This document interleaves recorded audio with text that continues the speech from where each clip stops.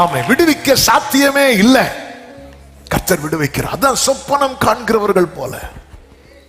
யாக்கோபு முதல் இரத்த சாட்சியாக மரிக்கிறான் அப்போஸ்தலர்கள்ல. அதன் பிறகு இது யூதருக்கு பிரியம் என்று கண்டு ஏரோது என்ன பண்ணுகிறான் அப்படின்னா, பேதுருவை பிடித்து சிறையில் வைக்கிறான். அதுவும் எப்படி வைக்கிறான் என்று அப்போஸ்தலர் 4:12-4 சொல்லப்பட்டிருக்கிறது. வாசியுங்கள். 12:4. அவனை பிடித்து சிறைச்சாலையிலே வைத்து பஸ்கா பண்டிகைக்கு பின்பு ஜனங்களுக்கு முன்பாக அவனை வெளியே கொண்டு வரலாம் என்று எண்ணி அவனை காக்கும்படி. ஆமென். நல்ல கவனமா கேளுங்க. கொஞ்சம் வெயிட் பண்ணுங்க சகோதரி, நல்ல கவனமா கேளுங்கன்னு நீங்க வாசிக்கிறீர்கள், நான் சொல்றேன். அவன் என்ன நினைக்கிறான் தெரியுமா? பஸ்கா பண்டிகைக்கு பின்னாடி வெளியே கொண்டு வரலாம் என்று எண்ணி. யார் நினைக்கிறா? ஏரோது. கொஞ்சம் இருக்கிறீங்களா ஆக்டிவா? ஏரோது. ஆமென். நல்ல கவனமா கேளுங்க. அப்போ பேதுரு உள்ள இருக்கிறதும் வெளியே இருக்கிறதும் தீர்மானிக்கிறது யாரு? ஏரோது. ஆமென். ஏரோது நினைச்சா, நம்ம பல இடத்துல இப்படிதான் ஏரோதுகளை கொண்டு வைக்கிறோம். ஏரோது நினைச்சா வெளியே வரலாம், இந்த ஆளு நினைச்சா. ஆமென். ஏரோது பஸ்கா பண்டிகைக்கு பின்னாக வெளியே கொண்டு வரலாம் பிளான் வச்சிருக்கிறான். எதுக்கு வெளியே கொண்டு வரதுக்கு தெரியுமா? கொல்லுறதுக்கு. ஆனா கர்த்தர் அன்னைக்கு நைட்டே வெளியே கொண்டு வரணும்னு பிளான் பண்றார். எதுக்கு வெளியே கொண்டு வரணும் தெரியுமா? சொல்றதுக்கு. ஆமென். சாத்தான் உங்களை கொல்லுறதுக்குன்னு பிளான் போடும்போது நீங்க அவர் நீதியை சொல்வதற்கு கர்த்தர் பிளான் வச்சிருக்கிறார். அதனாலதான் சங்கீதக்காரன் பாடுகிறார், நான் சாகாமல் பிழைத்திருந்து கர்த்தருடைய செய்கைகளை. எத்தனை பேர் இந்த பகல் வேளையில நம்பிக்கையோடு சொல்லுவீங்க? கைகளை உயர்த்தி சொல்லுங்க பார்க்கலாம். என்ன கர்த்தர் வெளியே கொண்டு வருவார், கொல்வதற்கல்ல, சாட்சி சொல்வதற்கு, அவர் துதியை சொல்லுவதற்கு, அவர் மகத்துவத்தை சொல்வதற்கு.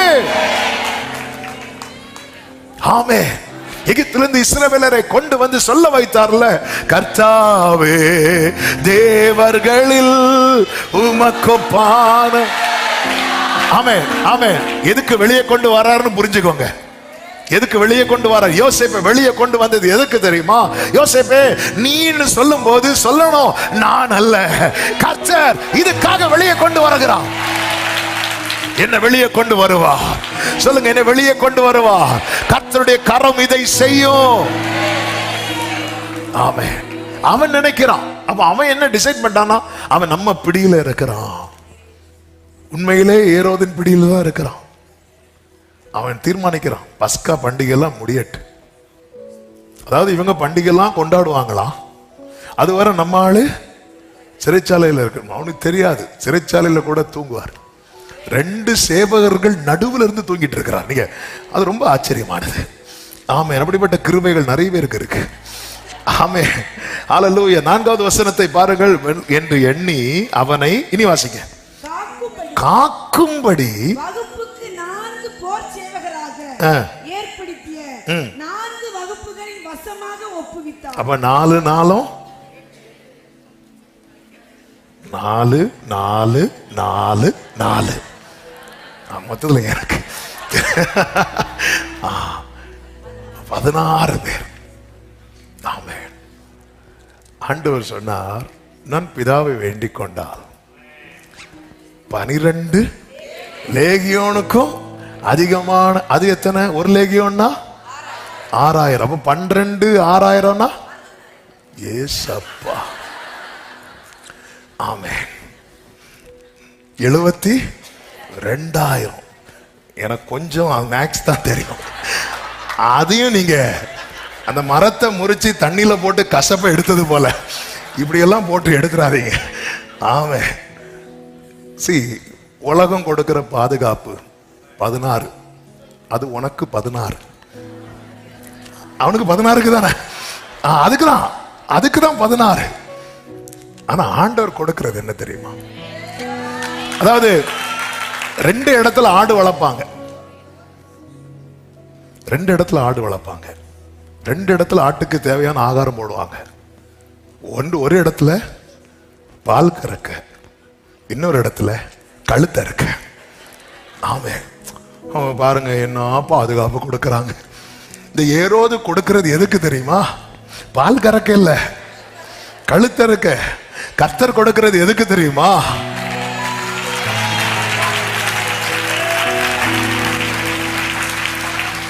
ஆமென், ஹல்லேலூயா. இதான் தேவனுடைய பாதுகாப்புல ஒருத்தங்க இருக்கிறாங்கன்னா அவங்க அநேகருக்கு ஆசீர்வாதமா இருக்க போறாங்க. தேவனுடைய பாதுகாப்புல ஒருத்தங்க இருக்கிறார். யோபுவே, உன்னை சுத்தி இருக்கிறவங்க 1000 சொல்லட்டும், நாளைக்கு உன் ஜெபத்தை கேட்டுதான் உன்னை சுத்தி இருக்கிறவங்களுக்கு கர்த்தர் விடுதலை கொடுக்க போகிறார். உன் முகத்தை பார்த்துதான் அவன் கூட இருக்கிறவங்களை கர்த்தர் ஆசீர்வதிக்க போகிறார். அதனாலதான் உன் தீபத்தை அணையாம காத்து கொண்டிருக்கிறார். ஆமென் சொல்லுங்க பார்க்கலாம். ஹல்லேலூயா. தேவனால் பாதுகாக்கப்படுறீங்களா? நீங்க அநேகருக்கு ஆசீர்வாதமா மாற போறீங்க. அப்பதான் சொல்லுவாங்க, ஆகாது என்று தள்ளின கல் அது தலைக்கல் ஆயிற்று, அது கர்த்தராலே ஆயிற்று, அது நம்முடைய கண்களுக்கு. ஆமென். இது கர்த்தர் உண்டு பண்ணின நாள், நாம் களி கூர்ந்து மகிழ கடவோம். ஆமென் சொல்லுங்க பார்க்கலாம். ஹல்லேலூயா. இப்போ பேதுரு என்ன பண்றார் அப்படின்னா, கர்த்தருக்கு மகிமை உண்டாவதாக, 6வது வசனம், ஏரோது அவனை வெளியே கொண்டு வரும்படி குறித்த நாளுக்கு முந்தின நாள் ராத்திரியிலே பேதுரு 2 சங்கிலிகளால் கட்டப்பட்டு 2 சேவகர் நடுவே நித்தரை பண்ணி கொண்டிருந்தான். அப்ப அந்த 2 சேவர்களும் எப்படி இருப்பாங்க தெரியுமா? தூங்குறத பாரு. தூங்கு தூங்கு, இதான் உனக்கு கடைசி தூக்கம். உன்னால எங்க தூக்கம் போச்சு. நாளைக்கு தான் நாங்க என்ன செய்ய போறோம்? நிம்மதியா தூங்க போறோம். காவற்காரரும் கதவு முன்னிருந்து சிறைச்சாலையை காத்து கொண்டிருந்தார்கள். அப்பொழுது கர்த்தருடைய தூதன் அங்கே வந்து நின்றான் என்று சொல்லப்பட்டிருக்கிறது. கைகளை உயர்த்தி ஒரு ஆமென் சொல்லுங்க. ஹல்லேலூயா. என் சிறையிருப்பை திருப்பணும்னு கர்த்தர் நினைச்சிட்டார்னா, எந்த எந்த எந்த எந்த அடைக்கப்பட்ட சூழ்நிலை,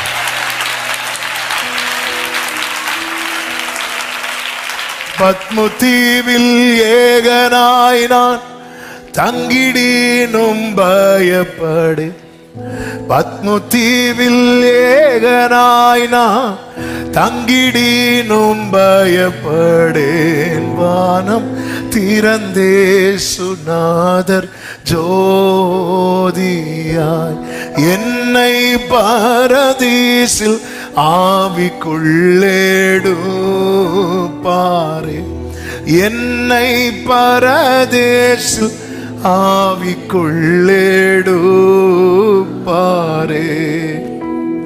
வியாகுலம் என் வீட்டை விட்டு காட்டிலோட பண்ணிடீனும், வியாகுலம் என் வீட்டை விட்டு காட்டிலோட பண்ணிடீனும். அங்கே ஒரு தூதன் என்னை சந்தித்து சூடாம் அப்பமும் ஜலமும் தந்து தேற்றுவார். சூடாம் அப்பமும் ஜலமும். ஆமென். நெஞ்சில கை வச்சு, எந்த இயேசு உன்னதத்தில் அன்புள்ளோராய் வாழும் போது, எந்த இயேசு உன்னதத்தில் அன்புள்ளோராய் வாழும் போது, ஏழையேன் கலங்குகின்றேன் பூமியில். ஆதால் என்றும் அவர். ஆமென். ஆதால் என்றும் அவர். நீங்க ஒரு விஷயம் நல்லா கவனிச்சீங்கன்னா தெரியும், எங்கெல்லாம் கர்த்தர் தூதனை இறக்குறாரு பாத்தீங்கன்னா, எங்கெல்லாம் யாருக்கும் வந்து நிக்க முடியாதோ அந்த இடத்துல, ஏன் ஆண்டவரே எனக்கு உதவும்படி ஒருவரும் வராத ஒரு சூழ்நிலையில என்னை அடைத்து போட்டிருக்கிறீங்கிற கேள்வியோடு யாராவது இருக்கிறீங்கன்னா, இருதயத்துல இருந்து இந்த வார்த்தையை இயேசுவின் நாமத்துல சொல்ற, கர்த்தர் தம்முடைய தூதனை இறக்கவே. ஹல்லேலூயா. யாரும் துணை இல்லை என்றோ ஏகனாய் நான் ஆனேன் என்ற என்றோ, யாரும் துணை இல்லை என்றோ, ஏகனாய் நானேன் என்றோ, என் மனதில் எண்ணிடேன் ஓர் நாளுமே, இயேசு என்னுடன். சபையில ஸ்திரீகள் எல்லாம் பேதுருவுக்காக ஜெபம் பண்ணிட்டு இருக்கிறாங்க. அதுதான் முடியும், அதுக்கு மேல முடியல. நமக்கு என்ன முடியுமோ அதை செஞ்சிடணும். ஆமென். அவங்களால போய் இப்ப பேதுருவை பார்க்கவே முடியாது, யாராலையும் பார்க்க முடியாது. 4 வகுப்பு பாதுகாப்புக்குள்ள பேதுரு இருக்கிறான். தூதன் வந்து அங்கே நின்றான். அறையிலே வெளிச்சம் பிரகாசித்தது. அவன் பேதுருவை தட்டி எழுப்புறான். இந்த தூதன் இந்த இரவு வரலன்னா நாளைக்கு ஏரோது வந்து நின்று பேதுருவை தட்டி எழுப்பி இருப்பான். ஹல்லேலூயா. ஏசா வந்து தொடுறதுக்கு முன்னாடி கர்த்தர் வந்து தொட்டா. ஏரோது வந்து தொடுவதற்கு முன்பதாக தூதன் வந்து தொட்டா. எத்தனை பேர் நம்புறீங்க? என் மேல சத்துருவின் கை படுவதற்கு முன்பதாக. ஓ ஷாரா பாகாரா ரீமா மாமா ரேலே ரே பாதாரா, சத்துருவின் கை உன் மேல் படுவதற்கு முன்னே கர்த்தருடைய கிருபை உன்னை தொடும். ஹல்லேலூயா. ஆமென். நாளைக்குன்னு சத்துரு குறிக்கிறார். அப்ப நாள் குறிக்க யாரை கொடுக்கிறார் சொல்லுங்க? சத்துருவை. நாள் குறிக்கிறதுக்கு சத்துருட்ட சொல்றார். மோர்தெகாய்க்கு நாள் குறிச்சது யாரு? ஆமா, நாளைக்கு தூக்குனா இன்னைக்கு கர்த்தர் புக்க தொடர், ராஜா புக்க எடுக்கிறான். ஹல்லேலூயா. ஆண்டவர் அவங்க நாள் குறிக்கட்டும். அதுக்கு முந்தின இரவு, அதற்கு முந்தின இரவு.